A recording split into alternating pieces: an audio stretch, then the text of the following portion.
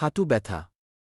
মানবদেহের ওজন বহন করার জন্য যে কোটি জয়েন্ট বা অস্থিসন্ধি রয়েছে, তার মধ্যে সবচেয়ে গুরুত্বপূর্ণ হল হাঁটু। হাঁটুর ব্যথা সব বয়সের মানুষকে প্রভাবিত করতে পারে।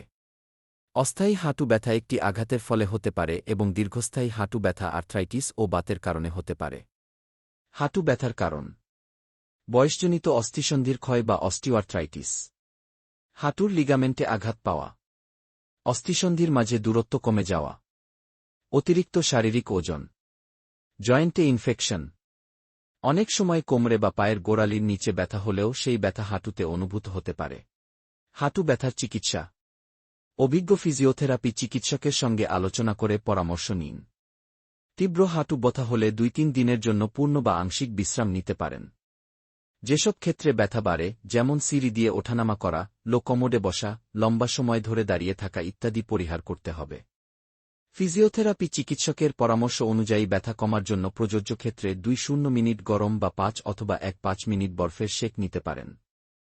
হাঁটুর ওপরের মাংসপেশির শক্তি বাড়ানোর জন্য 3 কেজি ওজনের বালুর ব্যাগ কিনে পায়ের গোড়ালির সামনে বেঁধে চেয়ারে বসে পা সোজা এবং ভাঁজ করতে হবে। এটি 10 থেকে 15 বার করে দৈনিক 3 থেকে 4 বেলা করা উচিত। পায়ে ভারী বস্তু বেঁধে উপুর হয়ে শুয়ে হাঁটু ভাঁজ করতে হবে।